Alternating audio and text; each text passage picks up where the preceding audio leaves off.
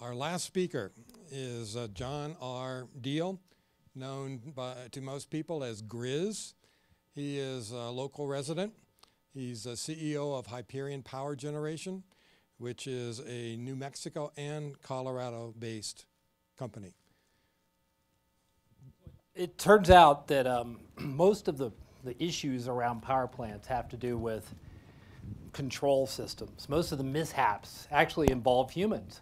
So we were thinking today, what do we do to create a power plant control system to minimize that kind of impact? We came up with the following. The power plant of the future will have 3 control devices: a computer, a dog, and a guy.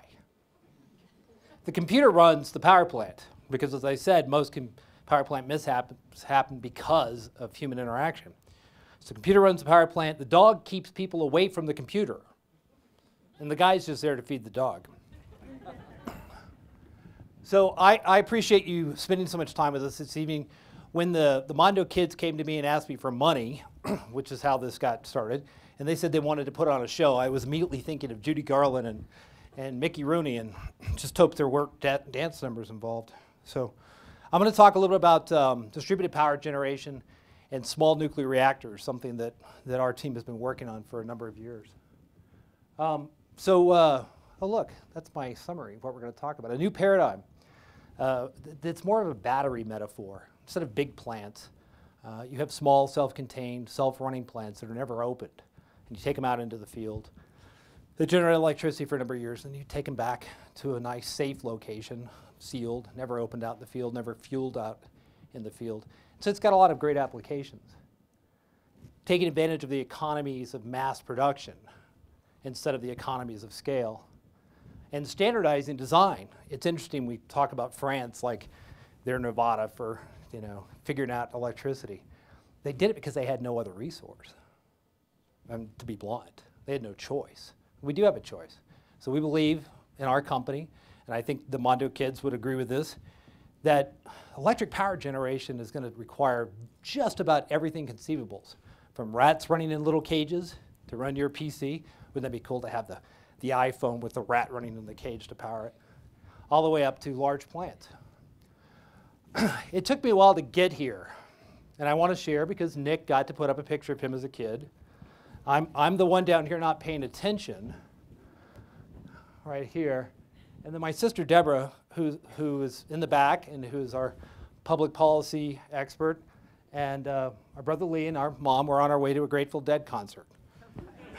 We grew up as Air Force brats, traveled the world, and have kind of a unique perspective. Been exposed to a lot of different cultures, and one thing that impressed me is that only in America can you get a big gulp at 2 a.m. And that's one of the basic values of our system, I think. So this gentleman actually invented the concept for the Hyperion power generation, or Hyperion power module. His name is Pete Peterson. He's around here some too. We have a bunch of people in town this week. They wanted to come and throw rocks and garbage at me when I talked. So Pete's from Los Alamos National Laboratory. They do lots of great stuff there. And very little of the great stuff, in my opinion, has to do with weapons. So real quickly, I'm going to give you some assumptions, some facts. I'm going to talk about small nuclear energy reactors, and then some applications. So the assumptions are, if I can get this to work, yes. Using hydrocarbons to generate electricity is, in the words of W.S. Field, expensive, polluting, wasteful, and kind of silly. And we've got so many other things that we can use, from solar to wind to nuclear. We don't need to burn hydrocarbons to get there from here, to get to where Roger wants us to get. Another assumption I have is the best way to sequester carbon is just don't dig it up. CO2 sequestration has not been proven. It's not a panacea. We can wait 30 or 40 years, and if it turns out climate change is as big a deal as people think it could be, and I'm not saying it is, I'm just saying it could be, then we're going to have to start sucking CO2 out of the atmosphere. That's really going to cost money. So we should be doing something to change us from a carbon-based economy. This has a limit to how far I can walk, huh? Another one of my assumptions is developing countries won't wait. And this is actually why Deborah and I got involved in this company.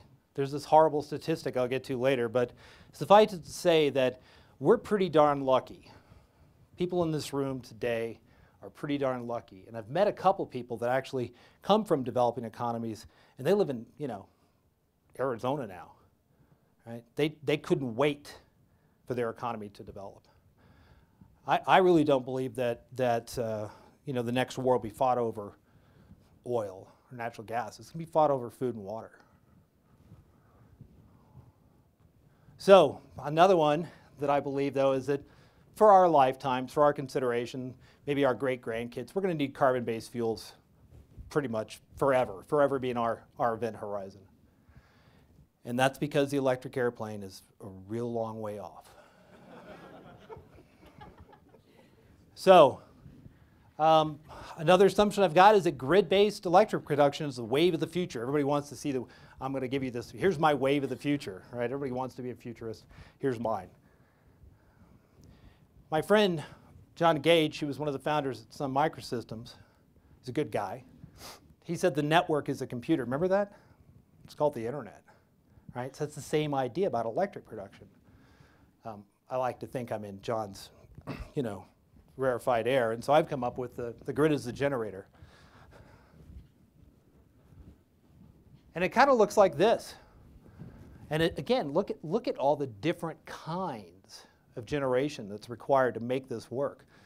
Whether it's PV, process heat combustion, you've got people feeding into a substation, in and out of residential, standalone applications up there, and then large central stations. It's going to require all these things. It's not going to just be building big plants.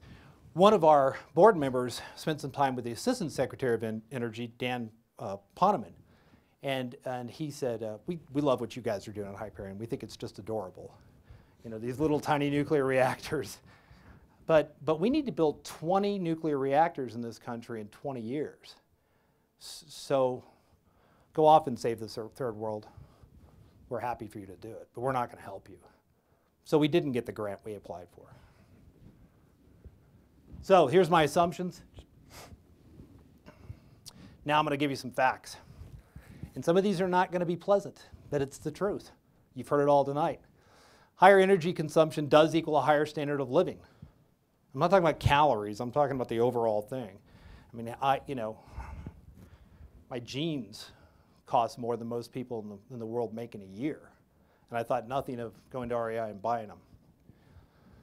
Another assumption or another fact that I'm pretty interested in is this picture. This is sort of what Roger put up earlier. What we're focused on, though, what we like to say is our market's the dark parts. It doesn't help when we try to plan a trip, but it does kind of give us an idea. If you blur your eyes, you can kind of imagine the sort of dark parts of the world. Another fact is the higher CO2 output equals a lower standard of living. And on a per person basis, this is very, very true. We have that in the US. People out in the country, the countryside, I don't know, Inglewood, they emit a lot more carbon dioxide driving tractors. They all have their own vehicle. Wait, it's starting to sound like downtown Denver. They have their own vehicles. People that live in large metropolitan areas, they have a lower CO2 output per person. They don't have a car. They take public transportation, right? So there's something to be said for kind of help changing this.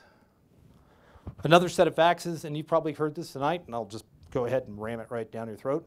Nuclear energy is the cleanest, cheapest, safest way to generate process heat and electricity there is. It's undisputable.